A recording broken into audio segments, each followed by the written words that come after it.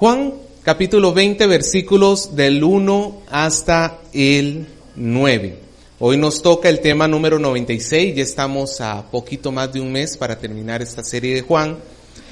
Y el mensaje se llama ¿Cómo vivir confiado? ¿Cómo vivir confiado? ¿Cómo quiere usted vivir, hermano? ¿Con temor o con confianza? Con confianza, ¿no? Entonces hoy vamos a estar viendo cómo vivir confiado.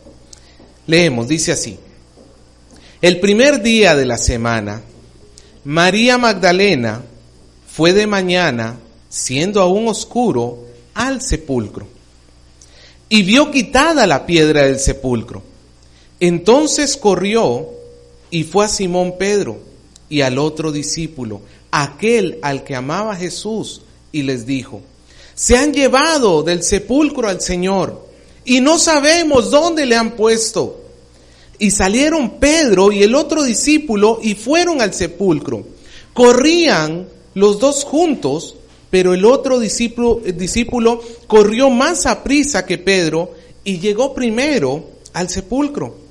Y bajándose a mirar, vio los lienzos puestos allí, pero no entró. Luego llegó Simón Pedro tras él y entró al sepulcro y vio los lienzos puestos allí, y el sudario que había estado sobre la cabeza de Jesús, no puesto con los lienzos, sino enrollado en un lugar aparte. Entonces entró también el otro discípulo que había venido primero al sepulcro y vio y creyó, porque aún no habían entendido la escritura que era necesario que él resucitase de los muertos. Vamos a orar. Sin usted, Señor, nosotros no tenemos guía ni un ancla segura para esta vida. Todo lo que nos queda son temores, aflicciones y angustias. Si usted no se hubiera revelado a nosotros, no sabríamos qué hacer en este mundo. Mas gracias porque usted se ha mostrado. Usted se ha mostrado en toda su gloria y esplendor a través de nuestro Señor Jesús. A tal punto que cada acto, cada palabra de Jesús cala profundamente en el corazón de todos los suyos. Cuánto más la resurrección será el ancla en el cual nosotros podemos asegurar nuestra vida, de tal manera, Señor, que ya no andemos a la deriva en temores y aflicciones, sino caminemos de manera segura. Es su bondad la que se ha mostrado. Le damos las gracias por ello. Oramos en el nombre de Jesús, pidiéndole que usted bendiga este tiempo y nos ayude a entender su palabra. En el nombre de Jesús, amén. La fe y el temor. Dos cosas que creo que todos nosotros de alguna u otra manera hemos llegado a experimentar. El temor, hermanos, tiende a paralizar a la gente o tiende a llevarlos a tomar decisiones equivocadas, a entender equivocadamente la realidad que tiene delante de ellos y a tomar decisiones apresuradas. Es como, qué sé yo, usted se saque un examen médico y de repente el doctor le dice, ¿sabe qué? Hemos encontrado un pequeño bulto ahí. Y el primer pensamiento que a muchos se nos puede cruzar, ¿cuál es? Ya me encontraron cáncer y comienza la crisis, ¿no es cierto? Y nos embarga el temor. Y de repente podemos comenzar a actuar presurosamente y el médico dice, no, espérate un ratito, no es un cáncer, es simplemente una bolita que con una pequeña operación se sale todo tranquilo.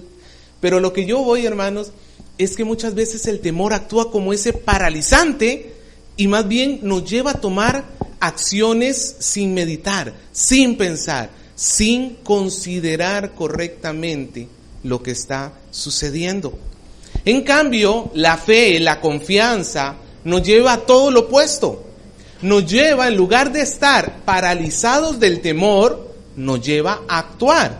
Pero no nos lleva a actuar de una manera imprudente. Nos permite tener una cabeza tranquila y fría para observar correctamente la realidad.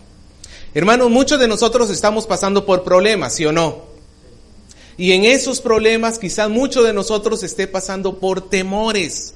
El objetivo es que hoy veamos, hermanos, que a través de la fe y de la confianza en el Señor, nosotros podamos aprender a descansar, a vivir seguros en Él, en el Señor.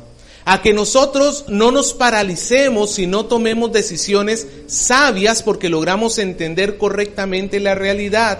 Y en segundo lugar, para que también podamos ser de bendición para otras personas. Porque sea lo que tengamos, temor o confianza, eso le vamos a dar a los demás. Somos seres sociables. Así que hoy vamos a estar estudiando, hermanos, por qué nosotros caemos en temor y en segundo lugar, cómo podemos llegar a vivir confiados. El relato que hemos leído, todos creo que en algún momento lo hemos repasado, lo hemos leído. ¿Qué está sucediendo en este momento? ¿Qué fue lo que sucedió que impactó la vida de los discípulos en la lectura que hemos hecho? María Magdalena, aunque Juan no lo recoge, pero también con otras mujeres, llegan al sepulcro el domingo en la mañana. Ellas llegan porque al parecer, al haber enterrado al Señor Jesús poco antes de que comenzara el día de reposo, no pudieron hacer todos los rituales correctamente. Perdón un segundito, Gerson, ¿me puedes ayudar un poco con la ecualización, por favor? Al parecer, las mujeres no pudieron hacer correctamente los rituales para enterrar a Jesús. Pasó el día de reposo y al siguiente día María se está acercando al sepulcro para poder terminar aquel ritual que tenían que hacer a los muertos. Pero cuando llega María se encuentra algo que ella no espera ver. Los sepulcros de aquella época se tapaban con una gran piedra. Y nos dice Juan, no que la piedra fue rodada, sino que dice que fue quitada, en la misma palabra que se utiliza para cuando tú agarras algo, lo levantas y lo colocas en otro sitio. Pero era una piedra tan pesada, hermano, que entre varios hombres la tenían que jalar.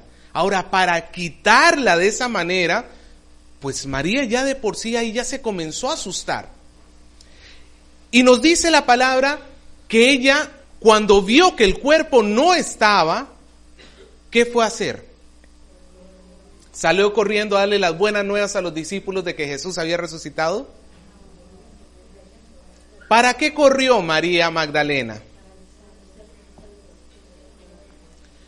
Para avisarle a los discípulos que el cuerpo no estaba. Es curioso, hermanos. Cuando María entra al sepulcro, me gustaría que por un momento usted como que se meta en esta historia. Y que usted por un momento pudiera estar ahí parado al costado de María Magdalena y entra y ve el sepulcro y lo ve vacío, simplemente vacío. ¿Qué esperaba encontrar María Magdalena ese día? El cuerpo. Ella estaba segura que cuando llegara iba a encontrar el cuerpo de Jesús. Y cuando ella no lo encontró, ella no se detuvo a considerar, porque recordemos que María Magdalena era uno de los discípulos del Señor. Ella fue la mujer de la cual el Señor echó 7 demonios. No se nos narra muchas cosas de ella, pero dentro de las cosas se menciona siempre en esta parte de la resurrección del Señor y se muestra como una mujer temerosa de Dios. Ahora, Jesús había prometido que al tercer día iba a resucitar. ¿Se acuerda cuando le había dicho a los judíos, derriben este templo y en 3 días yo le voy a levantar? En otro momento había dicho que iba a dar la señal como la de Jonás, que como Jonás estuvo en el vientre del pez durante 3 días y 3 noches, así el Hijo de Dios iba a ser. Jesús había prometido resucitar. No sabemos si María Magdalena lo sabía, aunque era discípulo, puede ser que sí. O puede ser que ella se hubiera olvidado de la palabra de Jesús en ese momento. Y cuando ella se encuentra con una realidad y no toma en cuenta lo que Jesús ha dicho, malentiende la realidad que tiene ante sus ojos. ¿Me dejo entender, hermano? Cuando nosotros observamos nuestra vida y nos olvidamos de la palabra de Jesús, muy probablemente vamos a terminar malentendiendo la realidad que tenemos ante nuestros ojos y nuestro corazón se va a llenar de temor. El temor es la consecuencia de no tener presente la palabra de Dios en nosotros. Porque si María en ese momento se hubiera acordado y hubiera dicho, el Señor dijo que al tercer día resucitaba. Sí corría, pero ya no corría como aquella que está temerosa y llena de dudas y llena de aflicción. Correría con alegría, con gozo y con felicidad. María había olvidado la palabra de nuestro Señor. Y hermano, ¿cuántas veces a nosotros nos sucede exactamente lo mismo? Nos encontramos ante un problema, nos encontramos ante una necesidad, nos encontramos ante una situación mala que tenemos delante de nosotros y nuestro corazón, hermano, nosotros somos muy rápidos muchas veces para que nuestra mente comience a como a 1000 por hora a pensar y siempre terminamos pensando lo peor.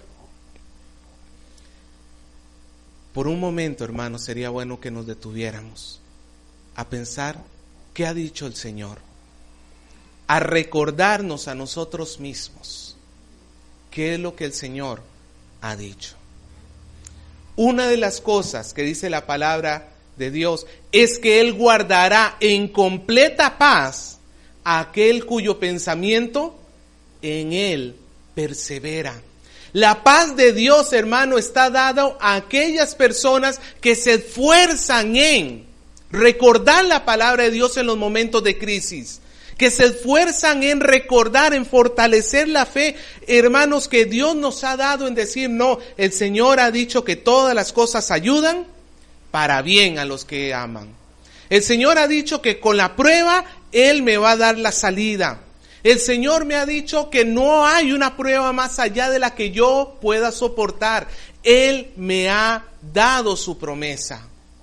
Hermano, el Señor nunca nos prometió que no íbamos a pasar por pruebas.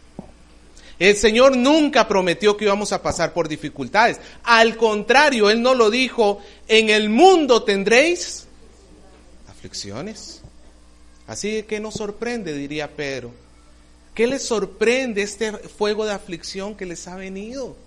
Pero Jesús dijo, confiad, yo he vencido al mundo. La prueba de nuestra fe produce paciencia y ahí Pedro comienza a enlazar un montón de virtudes cristianas que serían imposibles de alcanzar si no hubieran pruebas en nuestra vida. ¿Por qué el Señor permite pruebas en nuestra vida? Para fortalecer nuestras virtudes cristianas. Pero si nosotros no tenemos eso aquí en mente, hermano, vamos a malinterpretar la realidad que tenemos. El Señor no me quiere, el Señor no me escucha, el Señor me tiene olvidado, seguramente está tan ocupado resolviendo tantos conflictos en el mundo que a mí ni me escucha. Hermano, el Señor escucha a todos sus hijos. Es más, antes de que tú le digas tu necesidad al Señor, Él ya la conoce. Pero si tú no tienes presente, si tú no te recuerdas a ti mismo la palabra de Dios, vas a pasar las de María Magdalena. Tu corazón se va a llenar de temor, de angustia. Hermanos, increíble, María Magdalena estaba llorando porque el cuerpo no estaba. Si el cuerpo hubiera estado, todos nos deberíamos poner a llorar. Si esa mañana María Magdalena se hubiera encontrado el cuerpo, a esa es razón para que todos hubiéramos llorado, porque significa que el sacrificio de Jesús no era verdadero, porque hubiera significado que ese hombre era simplemente un mortal más, que engañó a toda la humanidad. Si hubiera María Magdalena encontrado el cuerpo de Jesús allí muerto, todos nosotros estaríamos llorando. Pero ella no lo entendió de esa manera. Y ella sale corriendo y se encuentra con Pedro y con Juan. Al parecer Pedro y Juan se habían quedado en Jerusalén. Se encuentra con Pedro y con Juan y les cuenta, les dice, no sabemos dónde han puesto el cuerpo de nuestro Señor. María estaba pensando en un Señor que tenían que cargar.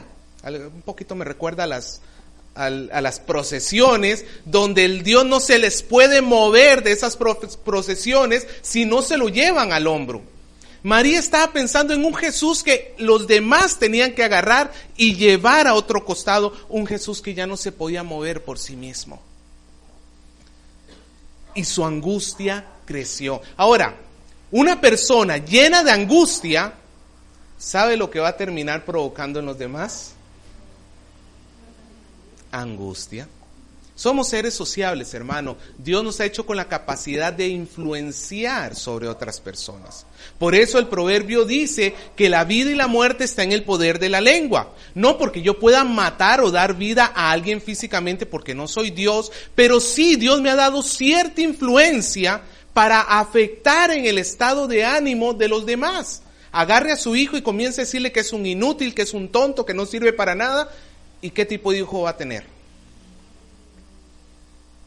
Pero agarre un hijo y comience a explicarle, mira hijo, el Señor te ama. A pesar de que somos hombres pecadores, el Señor nos ama, nos cuida, nos protege.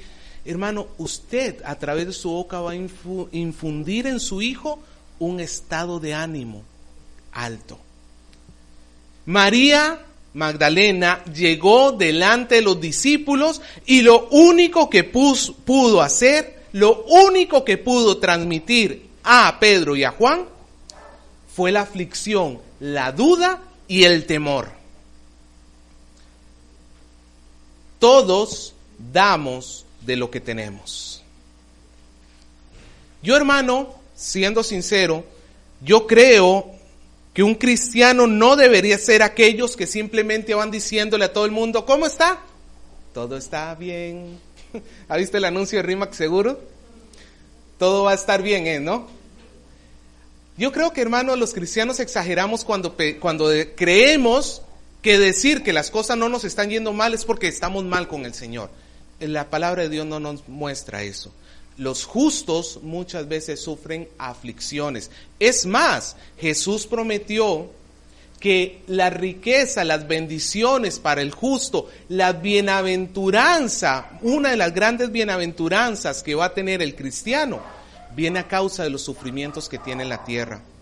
Bienaventurados sois cuando por mi causa os vituperen y os persigan y digan toda clase de mal contra ustedes, mintiendo, dice Jesús. Hermano, el Señor sabe que no todo en nuestra vida va a estar bien. Y yo, hermano, no creo eso de que siempre tenemos que estar los cristianos con la sonrisa en la boca y diciendo, todo bien, hermano, todo bien, pero es de la boca para afuera. Va a haber momentos en que de repente sí vamos a tener que decir, hermano, estoy pasando por unas pruebas, estoy pasando por unos problemas. Estoy pasando por unas aflicciones. Pero lo que sí hace el cristiano, hermano, puede decir que está pasando por aflicciones, pero lo hace sin quejas en el corazón. Ya ve yo para qué voy tanto a la iglesia si Dios no me cuida. Ya ve yo doy tanto a la iglesia y Dios no cumple su parte. Eso es lo que a Dios no le gusta. Esa actitud de queja. Esa actitud de queja no debe estar entre nosotros. Aún en los momentos de necesidad, debemos, hermanos, recordarnos a nosotros mismos que nuestra esperanza es el Señor Jesús. Por ignorancia o por olvido, María Magdalena olvidó la palabra de Jesús. Y cuando el creyente olvida la palabra de Dios, obstaculiza su vida. Internamente se va a llenar de temores, se va a llenar de angustias, se va a llenar de dudas. Y externamente va a ser un obstáculo para los demás creyentes. Porque en lugar de animarlos a vivir en fe, les puede inculcar temor, les puede influenciar duda. Y no va a ser de edificación. Recuerde lo que Pablo dijo alguna vez, ninguna palabra corrompida salga de vuestra boca, sino ¿cuál? Sino la que sea para la edificación de los demás creyentes. Aún en los momentos de crisis, hermanos, decir que estamos pasando por problemas no es el problema. El problema es quejarnos de Dios. El problema es que comencemos a decir, Dios no está funcionando en mi vida. No, que yo no entienda lo que está haciendo Dios es otra cosa. Pero le aseguro que Dios está trabajando.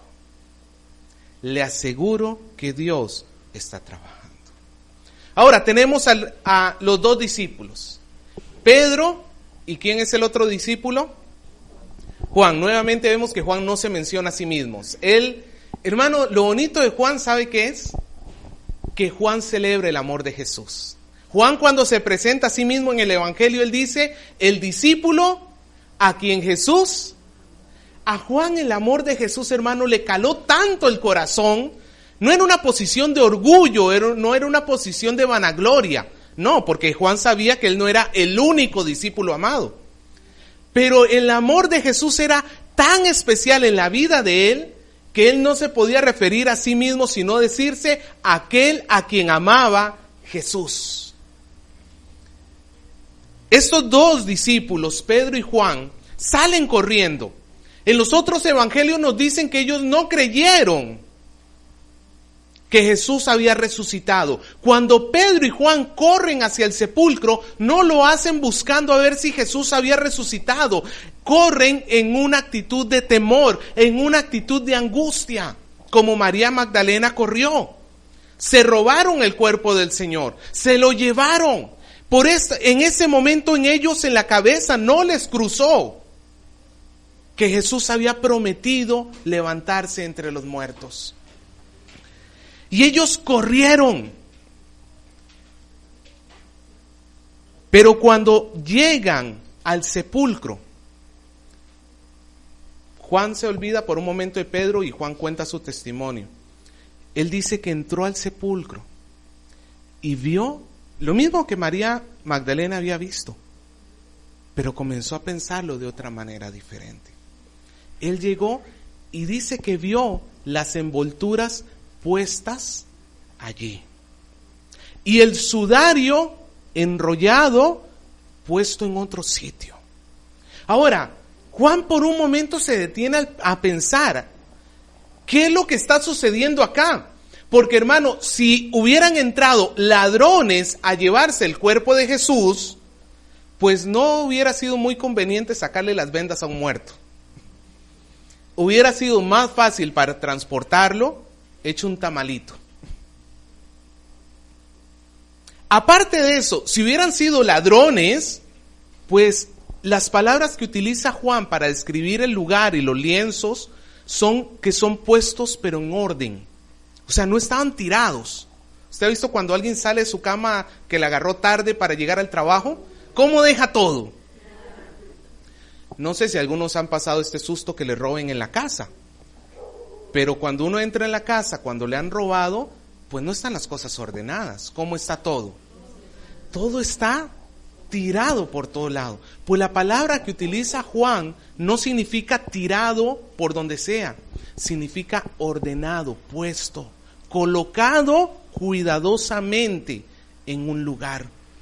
El sudario, que era una pañoleta que se le ponía sobre la cara al muerto, estaba dobladita y puesta a otro lado. Juan vio la misma escena que María Magdalena, pero Juan sí se detuvo a pensar por un momento y dijo, espérate, esto no es lo que parece que es. Esto no parece la escena de un crimen. Esto parece más bien el cuarto de alguien que se despertó, ordenó su cuarto y se fue. Las cosas estaban ordenadas, estaban puestas allí en orden. Un discípulo no le hubiera quitado a Jesús sus vendajes, porque eso era profanar un cuerpo y los judíos no hacían eso. Era deshonrar al cuerpo, quitarle sus vendajes.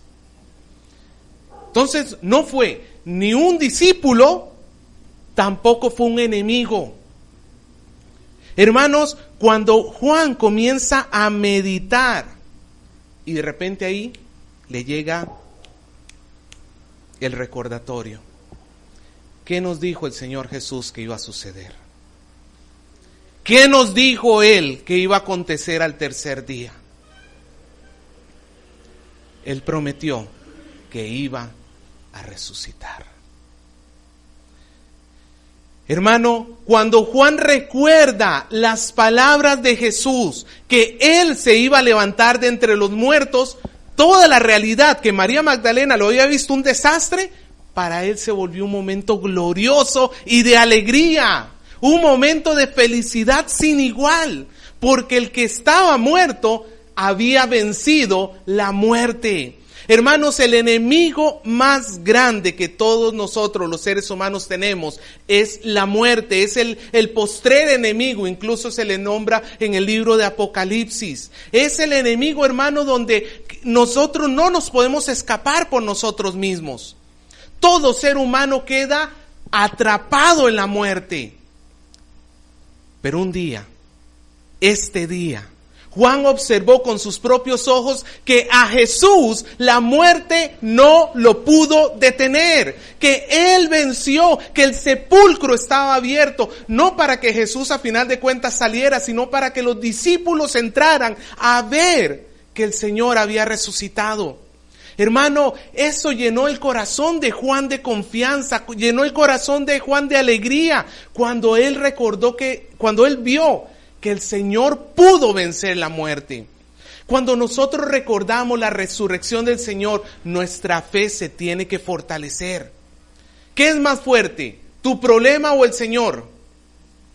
Si el Señor resolvió el problema más grande que teníamos, que era la muerte, ¿usted cree que este problema que tú tienes se le sale el control a Él? ¿Tú crees, hermano, que esta pequeña aflicción momentánea que estás viviendo, el Señor se le escapa de las manos? Si Él derrotó la muerte, ¿cómo no vamos a nosotros tener victoria en Él? ¿Cómo no vamos a nosotros a también tener hermanos en Él? Porque Él abrió el camino para que nosotros también pasemos. No tenemos que tener miedo a la muerte, porque el día que muramos, nuestro cuerpo quedará en una tumba. Pero ¿sabe dónde irá nuestra alma, nuestro espíritu? Irá a su presencia. Un día incluso Él nos resucitará, nos levantará entre los muertos, de tal manera que como Él se levantó para nunca más morir, nuestros cuerpos se levantarán. Por eso es que, hermano, las aflicciones, las cosas que tenemos en este mundo, nos deben ser, hermano, tenerlas siempre por pasajeras. Estas son leves tribulaciones momentáneas, lo que tú estás viviendo. Porque el Señor Jesús arregló el problema grave que tenías.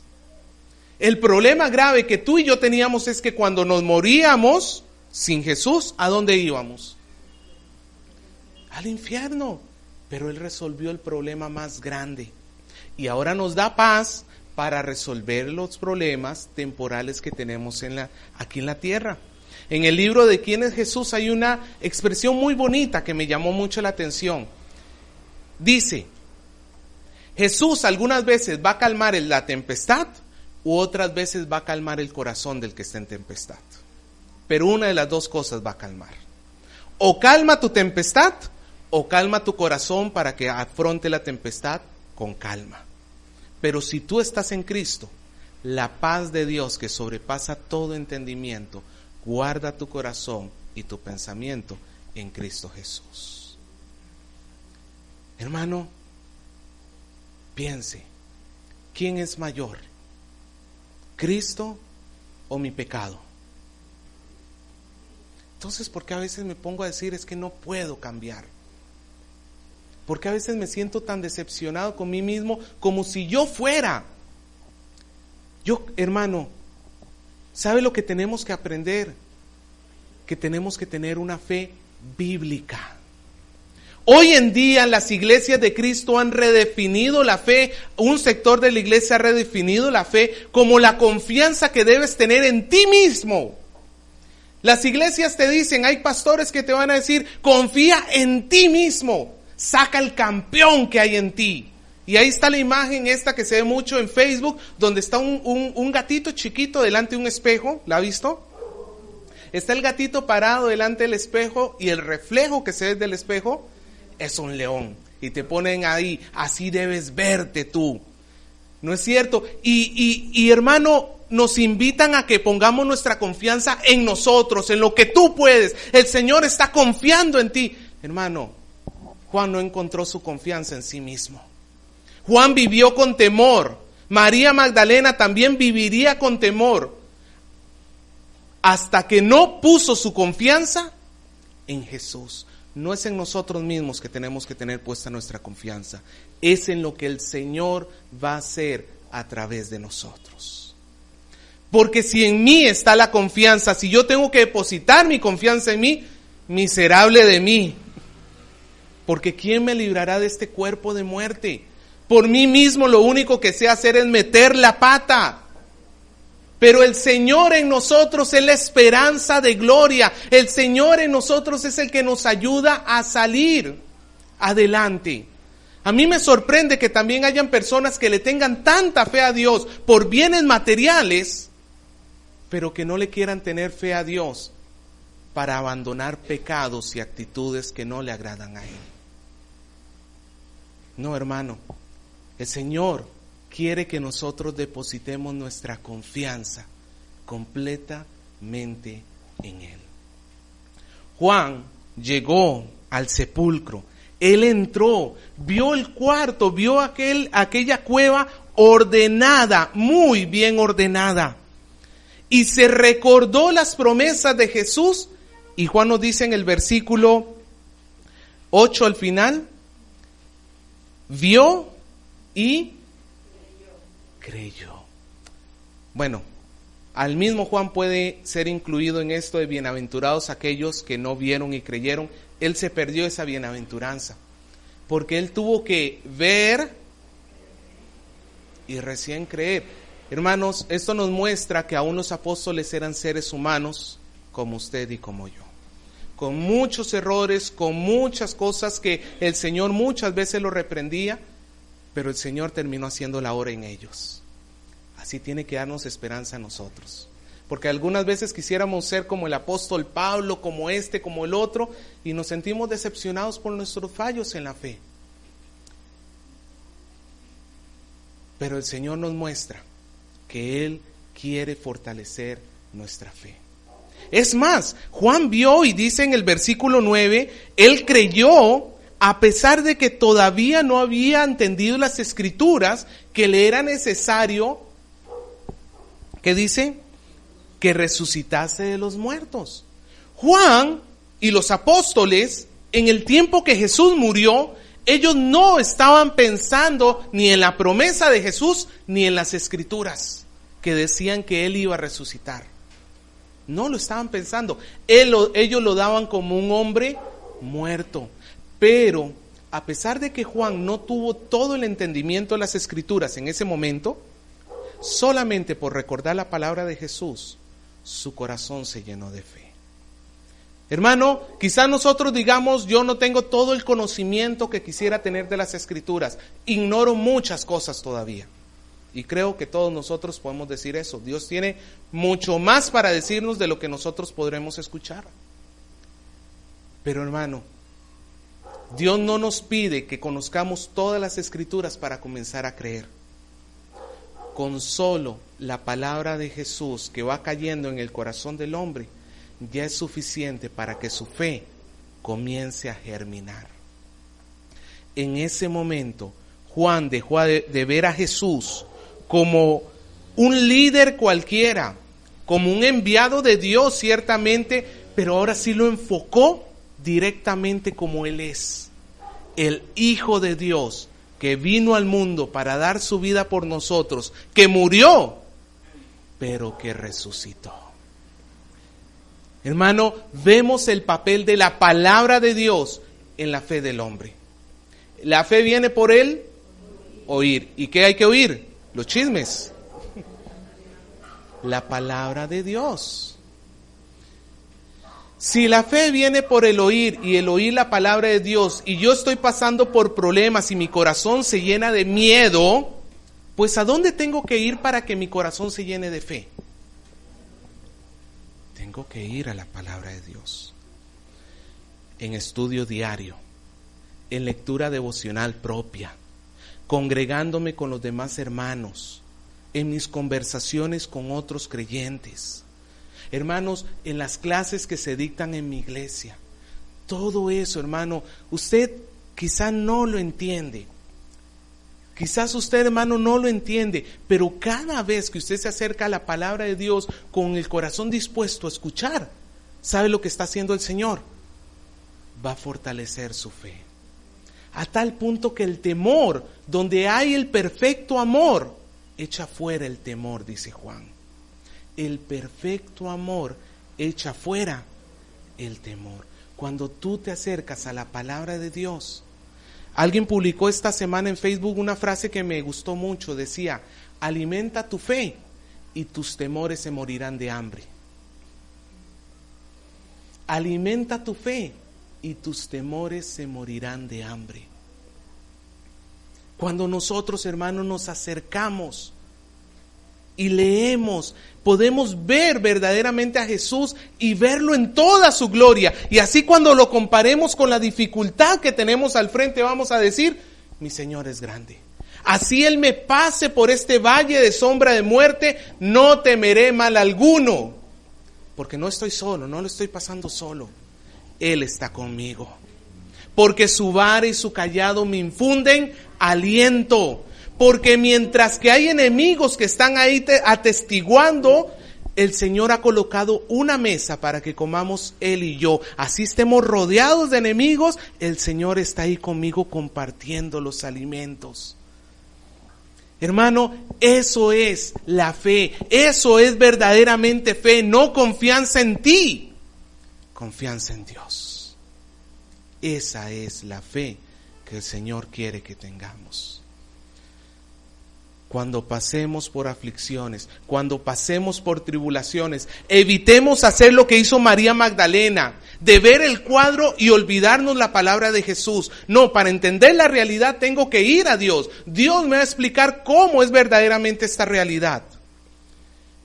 Lo que hizo Juan después. Juan vio la misma realidad, pero con la palabra de Jesús en su mente, todo cambió. María Magdalena salió corriendo llorando. Juan se regresó con gozo y con alegría en su corazón. ¿Cuál de los dos quiere seguir usted? ¿A María Magdalena o a Juan? ¿A cuál de las dos actitudes quiere hacerse usted semejante? ¿A la que tuvo María o a la de Juan? Tienes que confiar en el Señor. Quiero terminar con esta pequeña ilustración. Se cuenta que en 1735, un muy famoso predicador, quizás usted lo ha escuchado, él se llama Juan Wesley, el fundador de la iglesia metodista.